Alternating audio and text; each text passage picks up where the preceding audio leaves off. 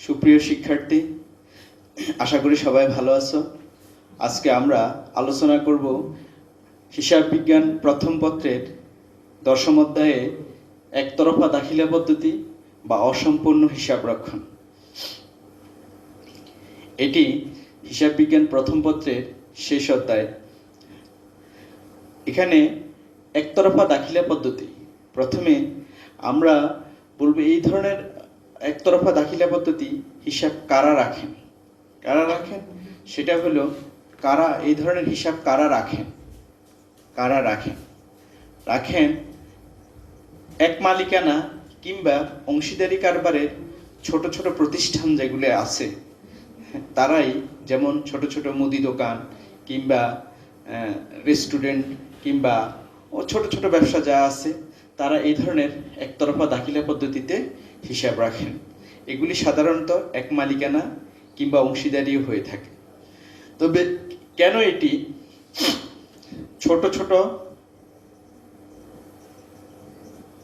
ব্যবসায় প্রতিষ্ঠান এই ধরনের হিসাব সংরক্ষণ করেন?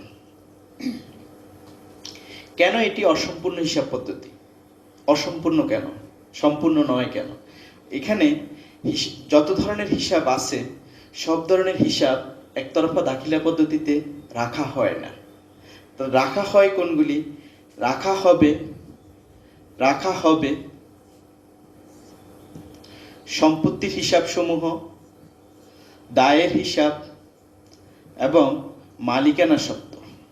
এই হিসাবগুলি রাখা হবে না। যে হিসাবগুলি রাখা হয় না একতরফা দাখিলা পদ্ধতি, যে কারণে এটাকে একটি অসম্পূর্ণ হিসাব পদ্ধতিও বলা হয়ে থাকে। রাখা হয় না নামিক হিসাব সমূহ, যেমন আয় হিসাব বা ব্যয় হিসাব, নামিক হিসাব।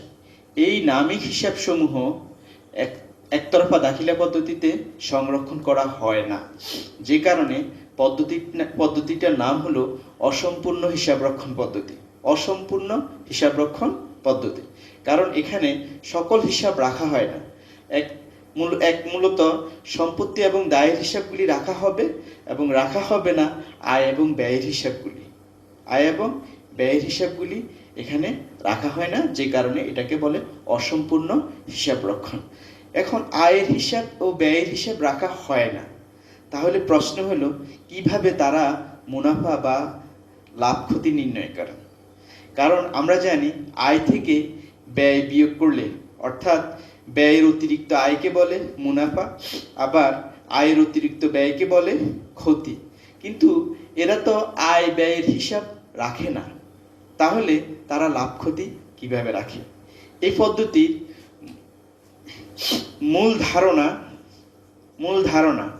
পদ্ধতিটির মূল ধারণা হলো এখানে মুনাফা হবে যখন সমাপনী মূলধন প্রারম্ভিক মূলধন থেকে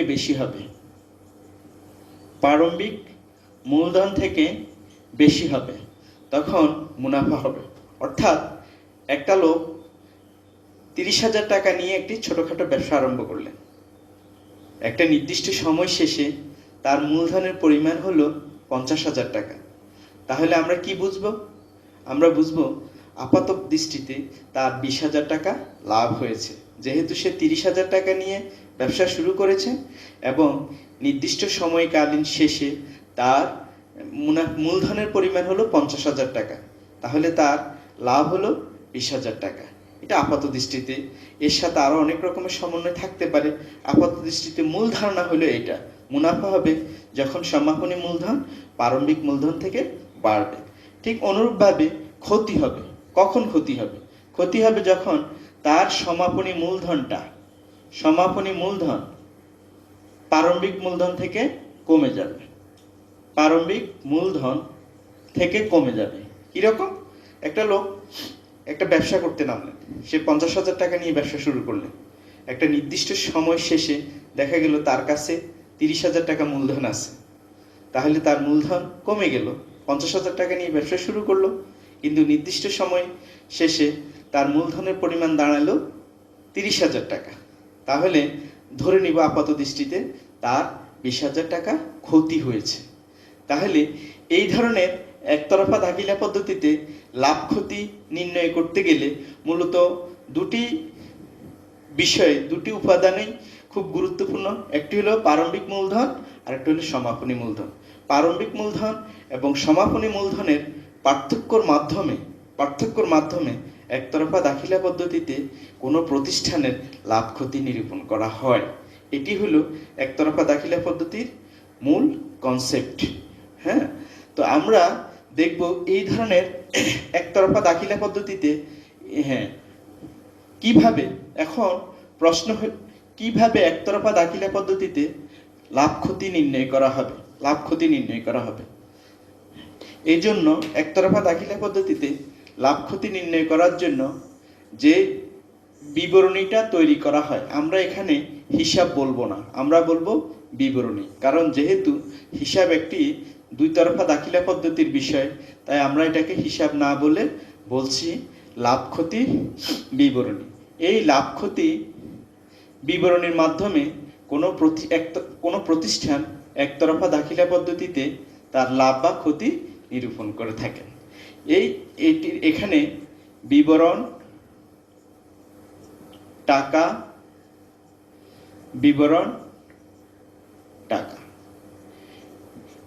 এখানে ডেবিট এবং ক্রেডিট লেখাটা আবশ্যিক নয়, লিখলেও হয়। যেহেতু এটা একতরফা দাখিলা, ডেবিট ক্রেডিট লিখলেও হবে, না লিখলেও চলবে।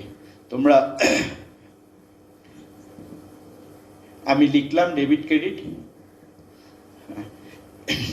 এখন এখানে কি আসবে? প্রথমে আমরা এই দিকে লিখব প্রারম্ভিক মূলধন,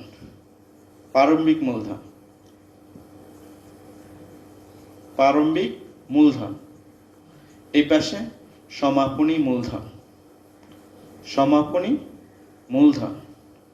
মূলত এই দুইটা আবশ্যিক উপাদানের মাধ্যমে একতরফা দাখিলা পদ্ধতিতে লাভ ক্ষতি নিরূপণ করা হয়ে থাকে। যদি সমাপনী মূলধন বড় হয় তাহলে যথারীতি কি হবে? লাভ হবে। প্রারম্ভিক মূলধন বড় হলে ক্ষতি হবে। এছাড়াও আরো যে সমন্বয় বা যে হিসাবগুলি এখানে আসে সেটা আমি লিখছি। এই দিকে আসে অতিরিক্ত মূলধন।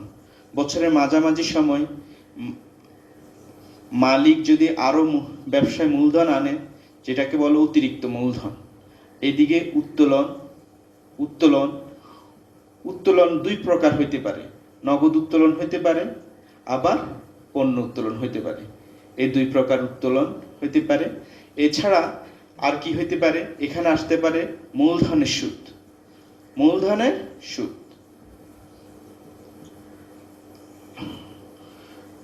মূলধনের সুদ সাধারণত প্রারম্ভিক মূলধনের উপর পূর্ণ বছরের এবং অতিরিক্ত মূলধনের উপর সময় মোতাবেক মূলধনের সুদ ধার্য করা হয়।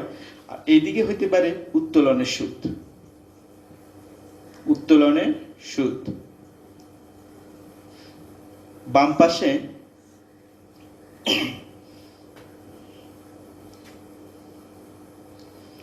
বকেয়া খরচ অথবা অগ্রিম আয় থাকলে তা লেখা হবে। ডান পাশে অগ্রিম খরচ হিসাবটা সম্পদ অথবা বকেয়া আয় সম্পদ। এর বাম দিকে আরো আসতে পারে অনাদায়ী দেনা ও অনাদায়ী সঞ্চিতি। ডান পাশে পাওনাদারের বাট্টা সঞ্চিতি।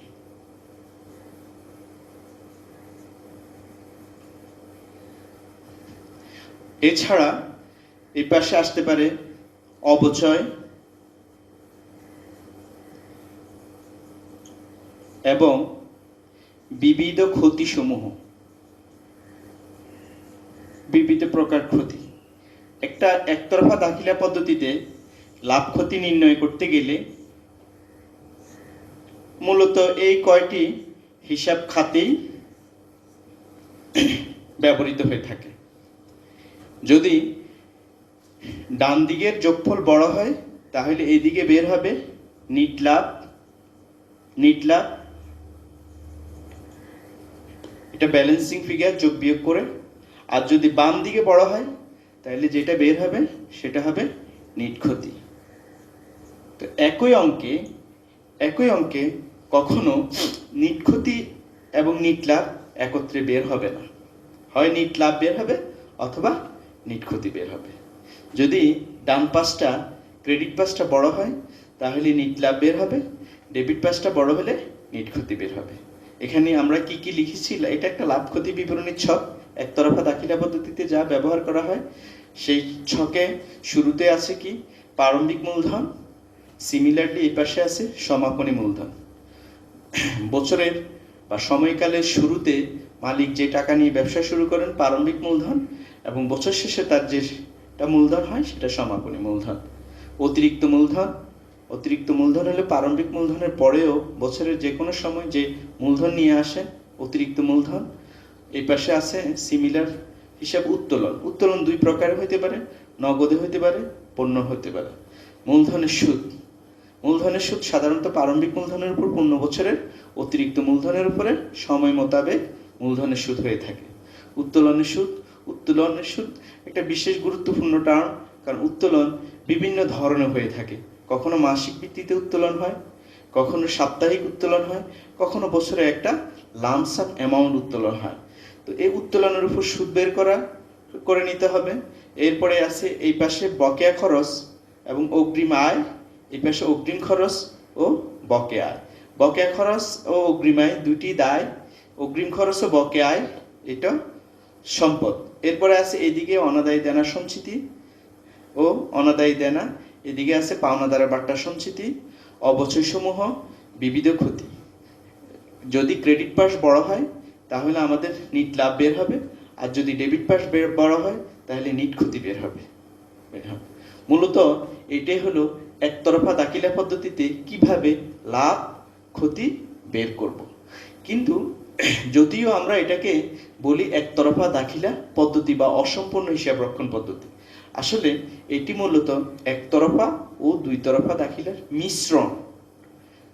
একতরফা দাখিলা পদ্ধতি কি বলেছে শিক্ষার্থীরা, এটি একতরফা ও দুই তরফা দাখিলার মিশ্রণ। এখানে কতগুলি হিসাব খাত ঠিকই দুই তরফা দাখিলার রীতি অনুসারে বসে থাকে, যেমন বকেয়া খরচ, অনাদায়ী দেনা সঞ্চিতি, অবচয় সমূহ, পাওনাদার বাট্টা সঞ্চিতি, অগ্রিম খরচ।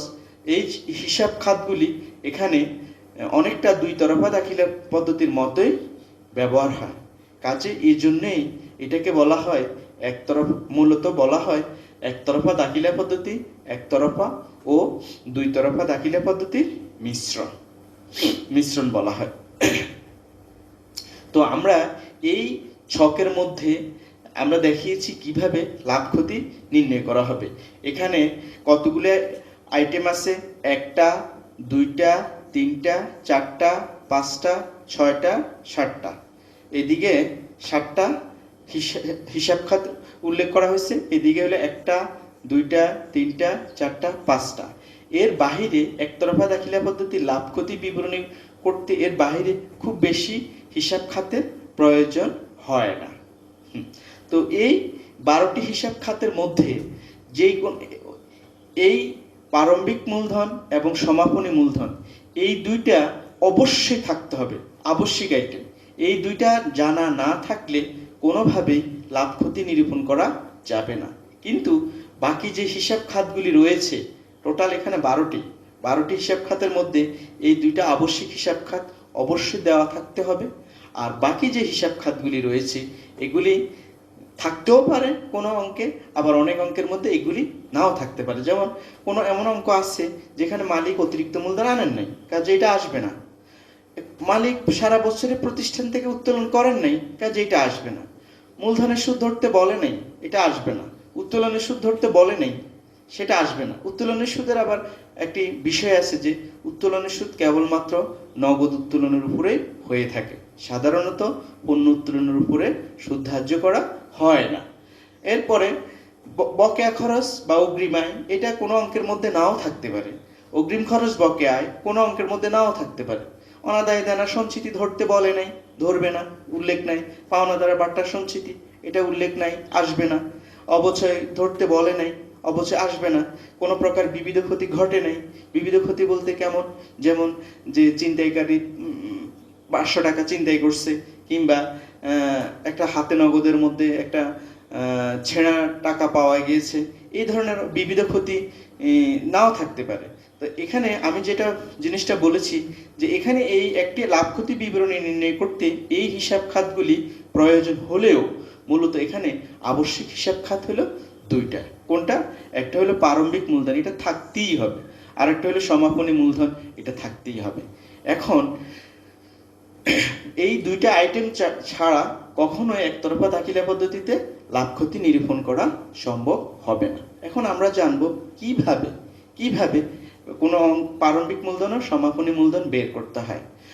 অঙ্কের মধ্যে প্রারম্ভিক মূলধনটা দেওয়া থাকতেই পারে, হ্যাঁ, প্রারম্ভিক মূলধন দেওয়া থাকতে পারে, কিংবা সমাপনী মূলধন দেওয়া থাকতেই পারে। তো সেক্ষেত্রে আমরা এই ছকের আলোকে লাভ ক্ষতি নিরূপণ করব। কিন্তু যখন আমার প্রারম্ভিক মূলধন এবং সমাপনী মূলধন দেওয়া থাকবে না, একটা নির্দিষ্ট সময়ে সম্পদ ও দায়ের, হ্যাঁ, প্রারম্ভিক কালীন কি কি সম্পদ ছিল সেটা দেওয়া থাকলো, প্রারম্ভিক কালে কি কি দায় ছিল সেটা দেওয়া থাকবে, সমাপনী বছরের শেষে কি সম্পদ ছিল সেটা দেওয়া থাকবে, কি দায় ছিল সেটা দেওয়া থাকবে। তাহলে আমাদেরকে প্রারম্ভিক মূলধন ও সমাপনী মূলধন বের করে নিতে হবে। প্রারম্ভিক মূলধন ও সমাপনী মূলধন নির্ণয় করার আমাদের হিসাব বিজ্ঞানের যে মৌলিক সূত্র, অ্যাকাউন্টিং ইকুয়েশন, হিসাব সমীকরণে তোমরা জেনেছো কিভাবে মূলধন নির্ণয় করা হয়। কিভাবে মূলধন নির্ণয় করা হয়? কোনো প্রতিষ্ঠানের কোনো নির্দিষ্ট সময়ে মোট সম্পদ থেকে তার মোট বহিদায় বিয়োগ করলে সেটাই হলো মূলধন। তো প্রারম্ভিক সম্পদ থেকে যদি প্রারম্ভিক দায়টা বিয়োগ করা হয় তাহলে প্রারম্ভিক মূলধন আসবে। সমাপনী সম্পদ থেকে সমাপনী দায় নিরূপণ করলে, দায় বিয়োগ করলে, সমাপনী সম্পদ থেকে সমাপনী দায় বিয়োগ করলে সমাপনী মূলধন বের করা যায়। তো আমরা এটা আমাদের হিসাব সমীকরণের আমরা এই বিষয়গুলি আলোচনা করেছিলাম। এখন আমরা একটা ছক দিচ্ছি, ছকগুলি এরকম হইতে হবে, তার কোনো সুনির্দিষ্ট। এখন ছকগুলি আধুনিক কালে টি ফর্মের চেয়ে ভার্টিক্যাল ফর্মও করা হয়। তো আমি ট্র্যাডিশনাল টি ফর্মে তোমাদেরকে দেখাচ্ছি। হ্যাঁ, মূলধন নির্ণয়ের, এটা হল প্রারম্ভিক ও সমাপনী মূলধন নির্ণয়ের ছক। প্রারম্ভিক ও সমাপনী মূলধন নির্ণয়, প্রারম্ভিক ও সমাপনী মূলধন নির্ণয়।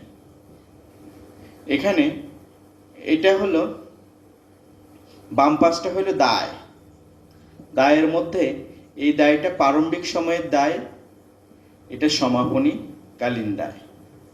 ডান পাশটা সম্পত্তি, এটা প্রারম্ভিক সম্পদ, এটা সমাপনী সম্পদ। একটা প্রারম্ভিক সম্পদ, একটা সমাপনী সম্পদ। হ্যাঁ, এখন সম্পদগুলি কি হতে পারে? হ্যাঁ, আমরা জানি একতরফা দাখিলা পদ্ধতিতে আয় ব্যয় নামিক হিসাবগুলি রাখা হয় না, রাখা হয় সম্পদ ও দায়ের হিসাবগুলো। একটা প্রতিষ্ঠানের সম্পদগুলি কি হইতে পারে? হাতে নগদ, এটা তাদের একটা সম্পদ হইতে পারে। তাদের দেনাদার, বাকিতে বিক্রি করলে দেনাদার তৈরি হয়, দেনাদার হইতে পারে। তারপরে কি হইতে পারে? অগ্রিম খরচ অগ্রিম করলো, সেটা হইতে পারে। মজুদ পণ্য একটা সম্পদ হইতে পারে। আসবাবপত্র একটা সম্পদ হইতে পারে, আসবাবপত্র। এই আমি এখানে 5টি সম্পদের কথা উল্লেখ করলাম। এদিকে দায়ের মধ্যে হইতে পারে পাওনাদার, আর কি দায় হইতে পারে? বকেয়া খরচ হইতে পারে, বকেয়া খরচ হইতে পারে। এখন এটা হলো হাতে নগদের প্রারম্ভিক জের। প্রারম্ভিক হাতে নগদ যা ছিল এটা সমাপনী হাতে নগদ। দেনাদারের প্রারম্ভিক, দেনাদারের সমাপনী জের, অগ্রিম খরচের প্রারম্ভিক জের, অগ্রিম খরচের সমাপনী জের। মজুত পণ্যের প্রারম্ভিক জের, এটা মজুত পণ্যের সমাপনী জের। আসবাবপত্রের প্রারম্ভিক জের, সমাপনী জের। এটা পাওনাদারের প্রারম্ভিক জের, এটা সমাপনী জের। বকেয়া খরচের প্রারম্ভিক, বকেয়া খরচের সমাপনী জের। অবশ্যই হিসাব বিজ্ঞানের মৌলিক নিয়ম অনুসারে অবশ্যই সম্পদ পাশের যোগফল বড় হবে। তো আমরা যদি এই প্রারম্ভিক সম্পদগুলোকে যোগ করি, এই যোগফলটা অবশ্যই এই যোগফল থেকে বড় হবে। এই বড় যোগফলটা আমরা উভয় পাশে লিখলাম, লেখার পরে এটা বিয়োগ দিলে সম্পদ ও দায়ের পার্থক্য বের হবে, ব্যালেন্সিং ফিগার যেটা। তো এটা হলো মূলধন। কেমন মূলধন? প্রারম্ভিক মূলধন। মূলধন মূলত ব্যালেন্সিং ফিগার। ব্যালেন্সিং ফিগার কিভাবে আসছে? সম্পদগুলি যোগ করে যে সংখ্যাটা আসলো এটি বড় হবে, সেটা এখানে বসানো হলো। সেখান থেকে দুটা দায় বিয়োগ করার পর যে পার্থক্যটা আসছে সেটা হলো মূলধন। প্রারম্ভিক সম্পদ থেকে প্রারম্ভিক দায় বিয়োগ দিলে প্রারম্ভিক মূলধন, এবং সমাপনী সম্পদ থেকে অনুরূপভাবে সমাপনী সম্পদগুলো যোগ করলে এটা অবশ্যই সমাপনী দায় থেকে বড় হবে। এই যোগফলটাই আমরা এখানে বসালাম। সেখান থেকে এই দুইটা বিয়োগ করলে যেটা বের হবে সেটা হবে সমাপনী মূলধন। প্রারম্ভিক সম্পদ থেকে প্রারম্ভিক দায় বিয়োগ দিলে প্রারম্ভিক মূলধন, সমাপনী সম্পদ থেকে সমাপনী দায় বিয়োগ দিলে সমাপনী মূলধন। তো এখন আমাদের দুটো মূলধন পাওয়া গেছে, এটা প্রারম্ভিক মূলধন, এটা সমাপনী মূলধন। আমরা মূলধন দুটি বের করলাম। কি কারণে বের করলাম, কেন বের করলাম? কারণ হলো একতরফা দাখিলা পদ্ধতিতে আমাদেরকে লাভ ক্ষতি নিরূপণ করতে হলে আর কোনো হিসাব খাত লাগুক বা না লাগুক দুটা মূলধন লাগে, একটা প্রারম্ভিক মূলধন, একটা সমাপনী মূলধন। তো সেজন্য এই মূলধন যদি প্রশ্নের মধ্যে উল্লেখ করা থাকে যে প্রারম্ভিক মূলধন এত টাকা নিয়ে ব্যবসা শুরু করেছেন, তাহলে আমাদের এই ঘরটি করতে হচ্ছে না, এটা বাদ। হ্যাঁ, আমরা সমাপনী মূলধন নির্ণয় করব। সমাপনী সম্পদ থেকে সমাপনী দায় বিয়োগ দিয়ে সমাপনী মূলধন বের করব। কিন্তু যদি কোনো অঙ্কের মধ্যে প্রারম্ভিক মূলধন এবং সমাপনী মূলধন দুটোই দেওয়া থাকে, তাহলে আমাকে এই অংশটুকু করতে হচ্ছে না, মূলধন বের করা আছে। সেক্ষেত্রে আমরা সরাসরি লাভ ক্ষতি নিরূপণ করতে পারব। তো আমি একটা ছোট উদাহরণ দিয়ে তোমাদেরকে বোঝানোর চেষ্টা করছি। একটা প্রতিষ্ঠান 1/1/2019 এবং 31/12/2019 তারিখে তাদের সম্পদ ও দায়ের কিছু হিসাব দেওয়া আছে। সম্পদ নগদ, দেনাদার, আসবাবপত্র, মজুত পণ্য, পাওনাদার, এই 5টি হিসাব দেওয়া আছে। প্রারম্ভিক নগদ পরিমাণ ছিল কত? 5,000। সমাপনী নগদ ছিল 8,000। এগুলি কাল্পনিক সংখ্যা দিয়ে আমি বোঝানোর চেষ্টা করছি আমরা এখান থেকে কিভাবে লাভ ক্ষতি নিরূপণ করব। একটা একতরফা দাখিলা পদ্ধতিতে একটা ছোট প্রতিষ্ঠানের লাভ ক্ষতি কিভাবে বের করব আমরা কিছু কাল্পনিক সংখ্যা দিয়ে সেটা দেখানোর চেষ্টা করছি। তো তাদের প্রারম্ভিক দেনাদার ছিল 8,000 টাকা, সমাপনী দেনাদার 12,000, আসবাবপত্র ছিল 20,000, মজুত পণ্য ছিল 10,000, 15,000, পাওনাদার ছিল 3,000, 2,000। একটি বিষয় লক্ষ্য করবে যে আর সমস্ত ফিগারগুলি প্রারম্ভিক এবং সমাপনীর মধ্যে একই ফিগার হইতে পারে, আবার পরিবর্তনশীল ফিগার হতে পারে। যে এখানে 5,000 টাকা, এখানে 8,000 টাকা হতে পারতো, এটা 5,000, এটা 5,000। তাদের নগদ টাকা বছরের শুরুতে যেমন বছরের শেষে একই রকম ছিল। কিন্তু আসবাবপত্র এই ফিগারটা প্রারম্ভিকে যা, সমাপনী তা। এরকম কেন হলো? কারণ হলো এখানে যতগুলি হিসাব খাত আছে তার মধ্যে আসবাবপত্রটি হলো স্থায়ী সম্পদ। সাধারণত স্থায়ী সম্পদ খুব বেশি পরিবর্তিত হয় না। কোনো প্রতিষ্ঠান প্রতিদিন স্থায়ী সম্পদ ক্রয় বিক্রয় করে না। এর জন্য স্থায়ী সম্পদের ফিগারটি সাধারণত প্রারম্ভিক এবং সমাপনীতে একই ধরনের থাকে। এখন এখানে মোট কয়টি হিসাব খাত আছে? 5টি। নগদ, দেনাদার, আসবাবপত্র, মজুত পণ্য, পাওনাদার। নিচে আমি আর একটা উল্লেখ করছি, উক্ত বছরে উক্ত বছরে নগদ উত্তোলনের পরিমাণ 2000 টাকা এবং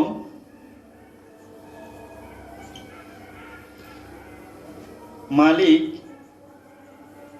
বছরের মাঝামাঝি আরো 5000 টাকা মূলধন আনয়ন করেন।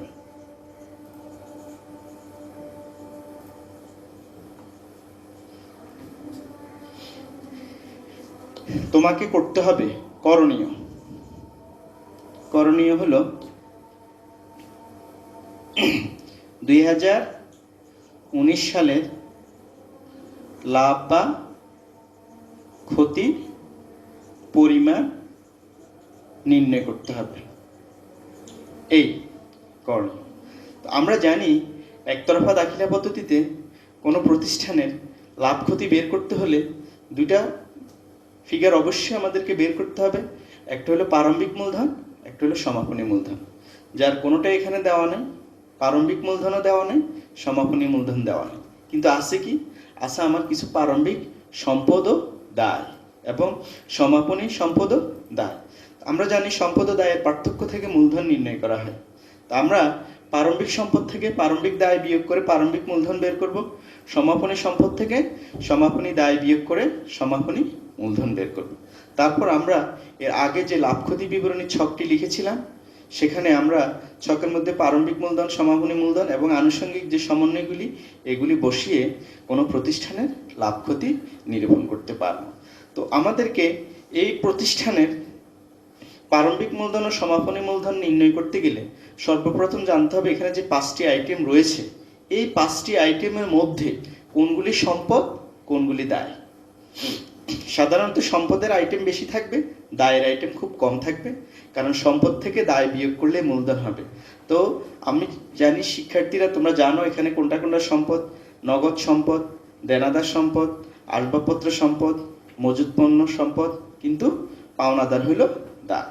তো আমরা মূলধন বের করব। কিভাবে আমরা মূলধন বের করছি?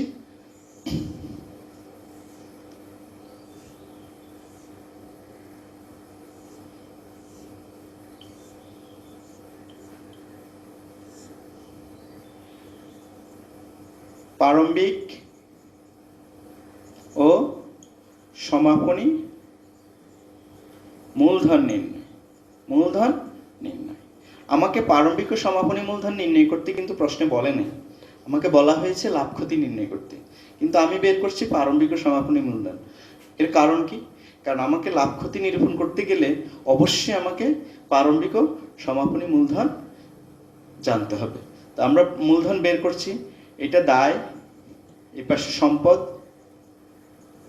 সম্পদগুলি হলো নগদ 5000, 8000, এটা প্রারম্ভিক, এটা সমাপনী।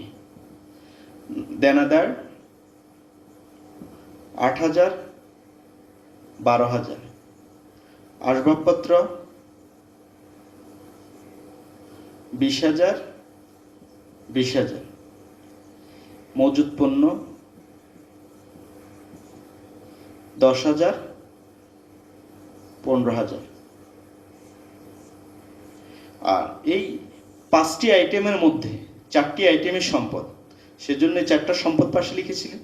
আর দায়ের পাশে হবে পাওনাদার।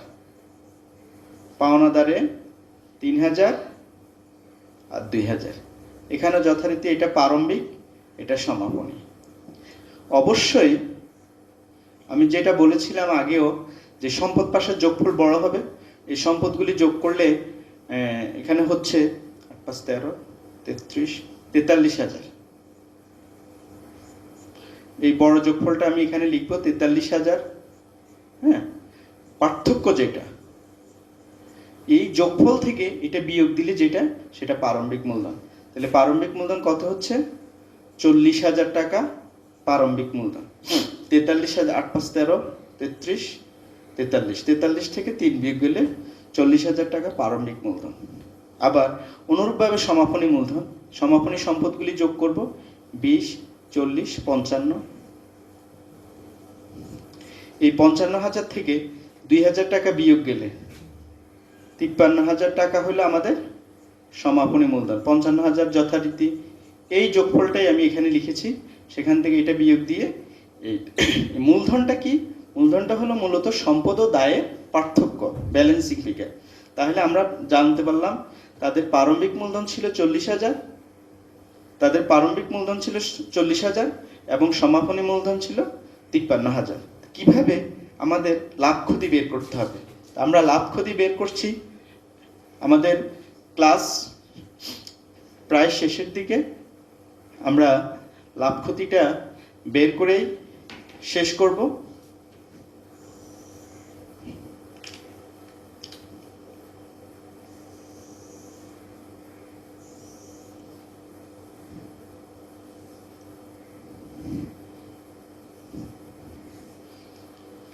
লাভ ক্ষতি বিবরণী। হিসাব বিজ্ঞানের মধ্যে যখন আমরা লাভ ক্ষতি নিরূপণ করি, আমরা লিখি সেটা লাভ ক্ষতি হিসাব, কিন্তু এখানে আমরা হিসাব শব্দটা ব্যবহার করি না, কারণ এটি একটি অসম্পূর্ণ হিসাব পদ্ধতি। সেজন্য হিসাব শব্দটি না লিখে এখানে আমরা বিবরণী শব্দটা লিখছি। বিবরণ, টাকা, বিবরণ, টাকা। যথারীতি ডেবিট ক্রেডিট লিখলেও হয়, না লিখলেও চলবে। ঠিক আগে যে ছকটি আমরা লাভ ক্ষতি বিবরণে লিখেছিলাম, সেখানে আমরা কি করেছি?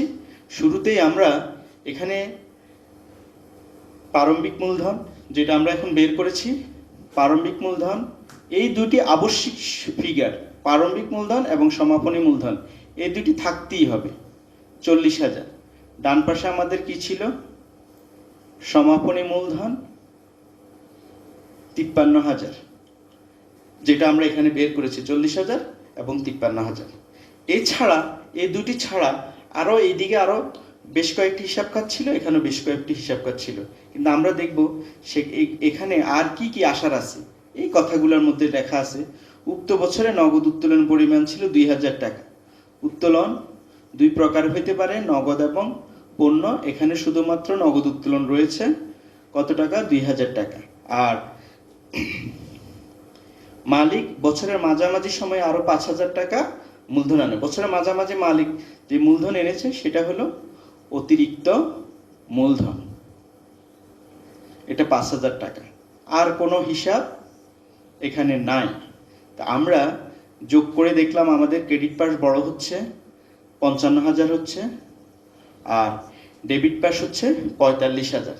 তাহলে ব্যালেন্সিং ফিগার 10,000 টাকা। এই 10,000 টাকা হলো ওই প্রতিষ্ঠানের নেট লাভ। 2019 সালে প্রতিষ্ঠানের লাভের পরিমাণ কত? 10,000 টাকা। এটা একটা সিম্পল হিসাব। কীরকম?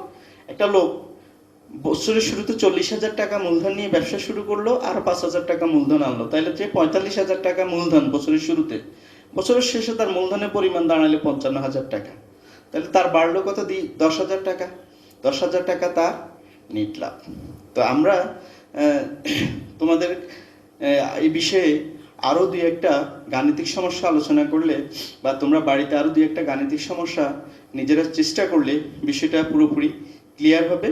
এবং এর আগে আমি যে লাভ ক্ষতি বিবরণী ছকটা এঁকেছিলাম সেটা একটু মনে করার চেষ্টা করবে, লেখার চেষ্টা করবে।